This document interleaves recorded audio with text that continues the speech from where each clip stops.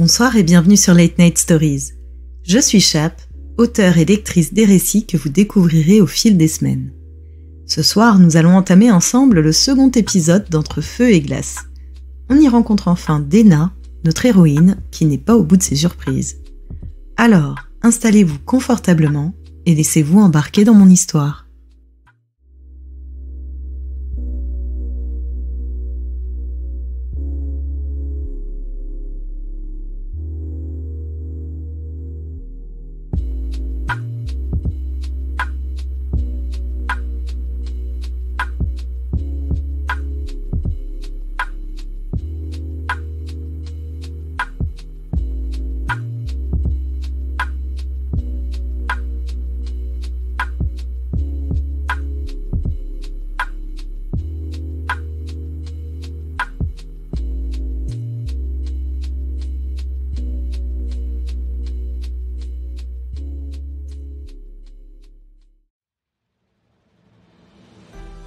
Les orbes dorés de mon regard parcouraient la steppe glacée de ma terre natale.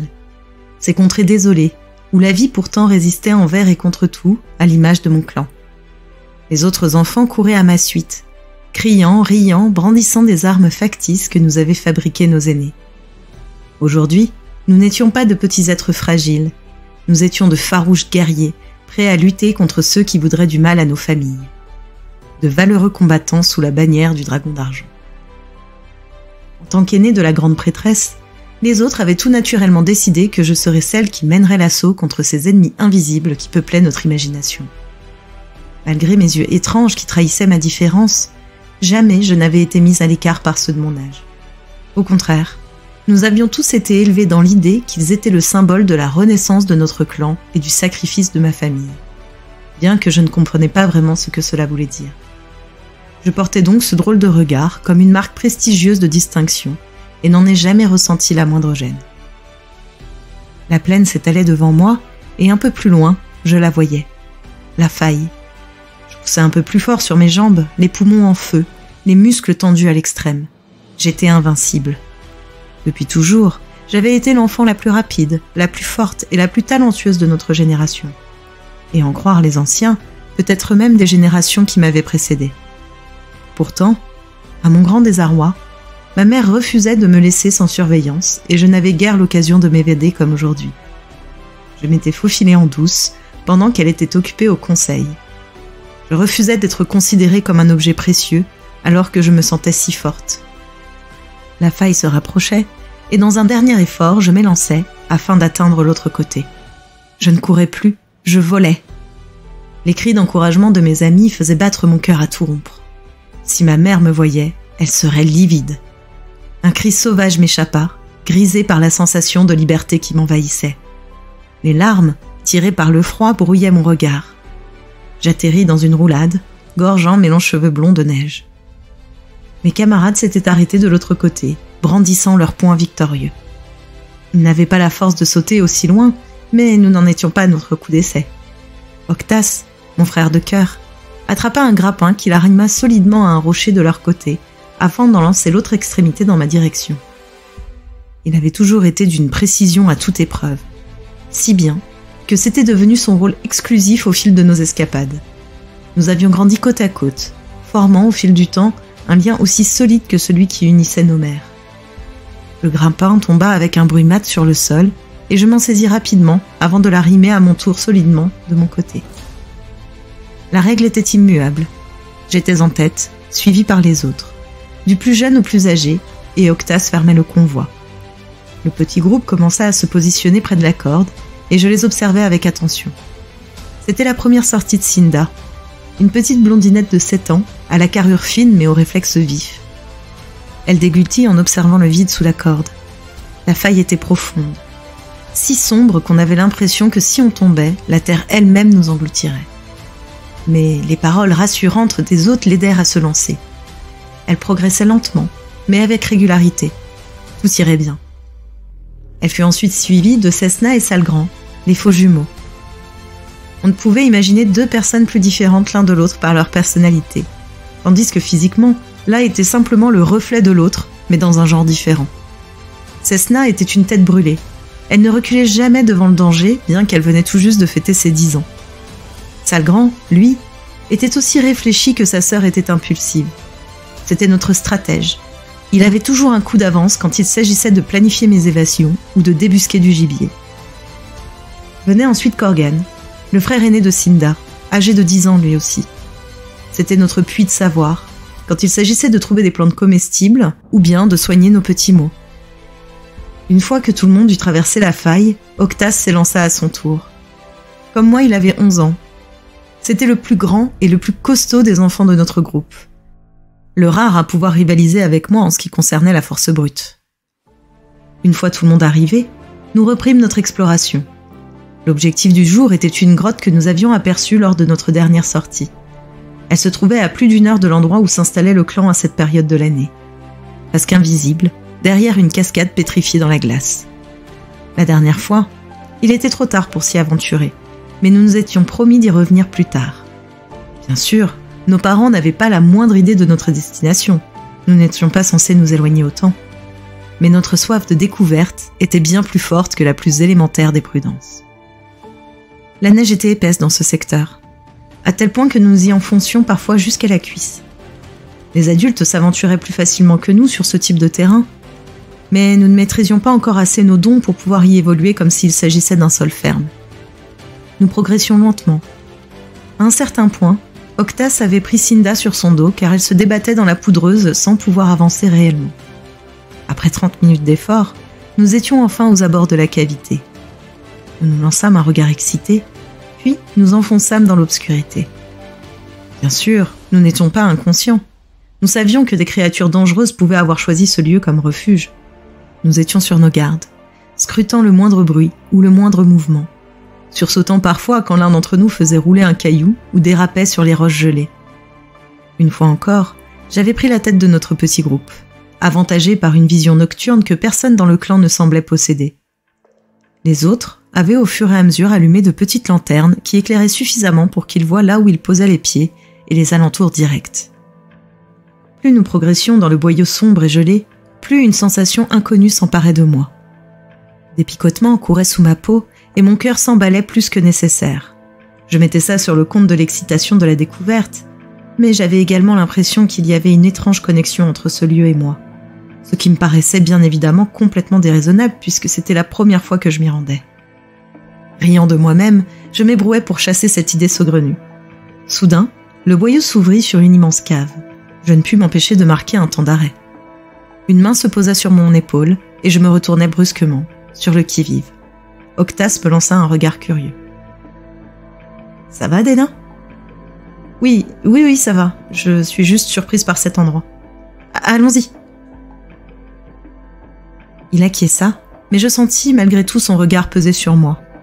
Je ne pouvais pas donner l'impression d'être mal à l'aise, car si Octas s'en rendait compte, les autres aussi s'en apercevraient, et je ne voulais pas qu'ils prennent peur. J'inspirais lentement par le nez pour m'éclaircir les idées et pour chasser l'agitation qui me gagnait, avant de m'avancer dans l'espace ouvert. Plus on approchait du centre, plus mon corps semblait vibrer, comme si un courant d'énergie le traversait. Dans mon dos, les autres restaient groupés, comme si eux aussi semblaient ressentir l'atmosphère pesante des lieux. Arrivé au milieu de la grotte, je vis un étrange cercle sur le sol gelé, comme si quelque chose avait brûlé ici, sans permettre au givre de se reformer. Attiré par cette marque noire au sol, j'avançais avec lenteur, avant de m'accroupir, et la touchais du bout des doigts. Le sol était tiède. Octas se plaça à mes côtés. « Qu'est-ce que c'est ?» À peine le son de ces mots me parvinrent qu'un courant encore plus puissant me traversa, et je m'effondrai au sol parcouru de convulsions. Des flashs envahirent alors mon esprit. Le visage d'un vieil homme, portant notre tenue traditionnelle, un immense tourbillon de flammes, des cris, et moi. Enfin, quelque chose qui me ressemblait. De cette apparition, je ne reconnus que mes yeux et les traits de mon visage. Une voix gutturale tonna alors dans ma vision. « Dentrata, l'heure approche. Tu seras bientôt à moi. Draka me l'a promis. » Avant que je ne puisse interroger cette voix, d'autres se firent entendre, celles de mes amis qui criaient mon nom. Le contact de leurs mains sur moi me ramena à la réalité. La vue retrouvée, je me rendis compte que j'étais allongée au sol, mes amis penchés vers moi et leur expression déformée par l'inquiétude. Comprenant que j'avais repris connaissance, Octas me redressa et me prit dans ses bras avant de se reculer tout en continuant à me tenir fermement, fouillant mon visage à la recherche de signes d'une possible rechute. Quand il s'adressa à moi, sa voix si ferme et si confiante d'habitude était tremblante. « Déna, comment tu te sens ?»« Comme quelqu'un qui est en train de se faire broyer les os, » dis-je en plaisantant à moitié sur la force avec laquelle il me serrait. « Ah, désolé. » Il relâcha l'étau de ses mains et m'encouragea à poursuivre d'un regard. J'hésitai un instant, et quand mes yeux se posèrent sur le visage baigné de larmes de Cinda, je pris la décision de ne rien dire. Je me relevai avec difficulté, mais une fois debout, mes appuis étaient de nouveau solides. « Tout va bien, pas besoin de paniquer. Mais tout va bien, Octas. » Mon ton ne souffrait aucune remise en question. Je fis un discret signe de tête à mon ami en direction des autres, en lui adressant un plus tard silencieux. Il jeta un regard par-dessus son épaule et soupira avant de reprendre la parole. « Bon, je crois qu'on a eu assez d'émotions pour aujourd'hui. Ça vous dit de rentrer ?» Alors que d'habitude, il était difficile de convaincre tout le monde de reprendre le chemin du retour, cette fois personne ne s'y opposa. Je sentais les coups d'œil inquiets de mes camarades, mais fis comme si je ne m'en rendais pas compte. Ma propre panique occupant déjà bien assez mon cerveau à elle seule. Le retour se déroula dans le plus grand calme, et la journée était déjà bien avancée quand nous arrivâmes près du campement. En voyant les tentes à l'horizon, je marquai un temps d'arrêt et me retourna vers mes amis. Pas un mot sur ce qui s'est passé aux parents. C'est déjà compliqué pour moi de pouvoir venir jouer avec vous, alors si on leur raconte l'expédition dans la grotte, je suis sûre que ma mère va m'assigner un garde qui me suivra partout. Je vais bien maintenant, donc autant faire comme s'il ne s'était rien passé. Tous s'acquiescèrent, même Octas qui semblait le faire à contre-cœur. Je les remerciai d'un sourire avant de reprendre notre route. Arrivé aux premières tentes, je me faufilai en direction de celle de ma famille, espérant ne pas me faire prendre. Caché derrière une tenture, j'observais les allées et venues, évaluant le bon moment pour me glisser dans l'activité quotidienne du clan sans me faire remarquer. Quand, tout à coup, un raclement de gorge familier dans mon dos me fit sursauter. Me retournant avec lenteur, je finis par croiser le regard désapprobateur de mon père et ne pus m'empêcher de grimacer. « Combien de fois t'avons-nous dit de ne pas quitter le camp sans adulte, Dentrata ?»« Je suis désolée, papa. »« Et pas la peine de râler, Dena, tu... » »« Attends, quoi ?»« Je suis désolée, j'aurais pas dû. »« Qu'est-ce qui s'est passé? T'as eu des ennuis ?»« C'est pas ton genre de t'excuser aussi vite. »« Non, non, tout va bien, je sais juste que j'ai eu tort. » Mon père me jeta un regard suspicieux avant de soupirer. « Ne t'attends pas à ce que je cache ça à ta mère. Elle est sur des charbons ardents en ce moment, et tu sais qu'elle ne veut pas que tu t'aventures n'importe où. » Je grimaçais à nouveau, imaginant les remontrances que j'allais entendre de la part de ma mère en rentrant. Le visage de mon père s'adoucit un peu face à mon air contrit. « Ta mère t'aime, Déna, et moi aussi, de tout notre cœur. Tout ce qu'on fait, c'est pour ton bien. Allez, viens. » J'étais en effet attendue de pied ferme. Ma mère ne cria pas. Elle ne criait jamais. Mais son ton déçu et la désapprobation de son regard suffisaient à me faire sentir le poids de sa colère. Je me ratatinais devant elle, écoutant sa tirade à propos de mon côté irresponsable, de l'importance de l'exemple que je donnais aux plus jeunes et de bien d'autres choses. Face à mon manque de réaction, cependant, elle finit par s'interrompre et m'observa longuement. « Que s'est-il passé pendant votre sortie ?»« Rien, maman, je t'assure. Penses-tu vraiment que tu peux me duper ? Je sens sur toi une énergie étrange. »« Il ne s'est rien passé, c'est promis. » Voyant mon air borné et mon refus d'en dire plus, elle n'insista pas, mais son regard scrutateur me donnait l'impression de me balader nue au milieu du campement. Je déglutis difficilement et fis mine d'avoir besoin de me débarbouiller avant de dîner. Alors que je me retirais dans l'espace qui m'était dédié, les murmures agités me confirmaient que je n'avais pas réussi à la tromper. Peu importe ce qu'il s'était réellement passé, je ne pouvais rien leur dire. Ils étaient déjà si protecteurs envers moi que ça ne ferait qu'empirer les choses. Et puis, même moi je ne comprenais pas vraiment ce qu'il s'était passé là-bas. Je penchai mon visage vers la bassine remplie d'eau. Le reflet que me renvoyait la surface cristalline n'était cependant pas celui auquel je m'attendais. Je reconnus mes traits et mes yeux d'or liquide. Mes cheveux blonds étaient devenus noirs d'encre et ornés de 4 énormes cornes torsadées. Cette étrange image de moi-même semblait m'appeler, et j'étais attirée, bien malgré moi, m'approchant petit à petit de la surface froide, perdue dans une sorte de transe. Mon visage entra en contact avec l'eau, et lorsque celui-ci fut totalement immergé, les images de la vision de la grotte m'assaillèrent de nouveau, me tirant de mon état second. Je me débattais pour ressortir mon visage de l'eau, mais je ne pouvais rien faire pour m'en tirer. La panique me gagnait, et je sentais mon oxygène arriver à sa limite. Je me mis à hurler, les bulles d'air envahissant mon champ de vision. Dans un effort surhumain, je parvins à m'arracher de l'eau de la bassine, toussant et tremblant de tout mon corps, m'attendant presque à voir mes parents débouler d'un instant à l'autre. Leur voix calme que je percevais à travers les tentures m'indiquèrent toutefois que tout avait dû se passer dans le plus grand silence, car ils ne s'étaient aperçus de rien. La peur qui me nouait l'estomac était désormais si forte que j'en avais la nausée. Sentant la panique monter, j'essayais de reprendre le contrôle de ma respiration quand un léger sifflement me tira de mon état second. C'était notre signal. Octas devait se trouver près de ma tente. Je m'approchai de la toute petite ouverture, cachée par un coussin, et m'adossai à l'armature de bois qui maintenait le tout en place, avant de siffler à mon tour pour signaler ma présence. « Déna, ça va ?» L'inquiétude dans sa voix était palpable. Je lui racontai alors les remontrances que m'avaient fait mes parents et ce qu'il venait de se passer à l'instant. Je glissai ma main par la petite ouverture à la recherche de son contact, ce qu'il comprit immédiatement, en témoignaient ses doigts chauds qui se mêlaient aux miens. « Tu sais, je pense que tu devrais en parler à ta mère. Peut-être qu'elle pourra t'aider. » »« Non. Et puis, si elle ne me laissait plus sortir ? J'ai déjà l'impression de me promener constamment avec une laisse autour du cou. Je sais qu'elle veut mon bien, qu'elle veut me protéger. Mais je ne peux pas vivre comme ça pour toujours. Je sais, mais ce qui s'est passé là-bas, et à l'instant, c'est pas rien. Et si la prochaine fois tu mourais ? Je veux pas que tu meures, jamais. Tu seras notre grande prêtresse, et moi je serai ton gardien. Alors ne te mets pas en danger pour rien, s'il te plaît. Les mots de mon ami me firent sourire. Depuis qu'on était tout petit, il s'était autoproclamé gardien de la grande prêtresse et m'avait promis de toujours me protéger, avec sa vie s'il le fallait. Dans ces moments-là, je lui répondais en soufflant que j'étais totalement capable de me défendre seule. Mais sa détermination farouche m'avait poussé à l'accepter dans ma garde, alors même que celle-ci n'existait pas encore. D'une légère pression des doigts, j'essayais de le rassurer. « Très bien, je leur en parlerai. »« Quand ça ? » ?»« Bientôt. » Il poussa un soupir de frustration et je l'imaginais, ébouriffant ses cheveux de sa main libre dans une tentative de garder son calme.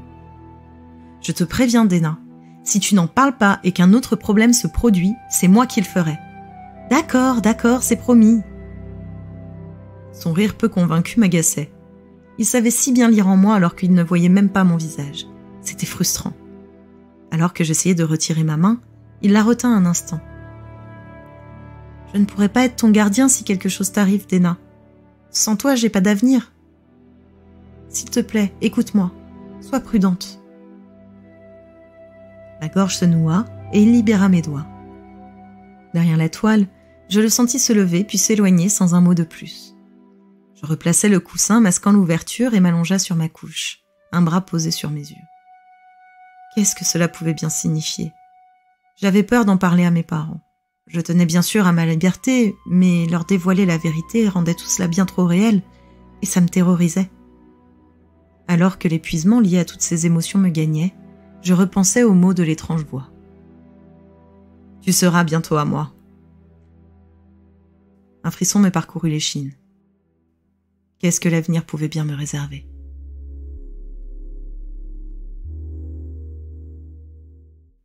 C'est terminé pour ce soir. Est-ce que vous avez fait le lien entre la grotte du rituel et celle qu'ont visité les enfants ? Ont-ils réveillé des forces qu'ils n'auraient pas dû ? Que va-t-il se passer pour notre chère Déna ?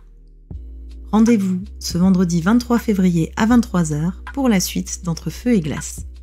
Si vous ne voulez rien manquer de l'actualité du podcast, suivez-moi sur Instagram, Spotify, Google Podcast et plein d'autres. Les détails sont dans la description de l'épisode. En attendant que l'on se retrouve, je vous souhaite une bonne nuit et à vendredi prochain sur Late Night Stories.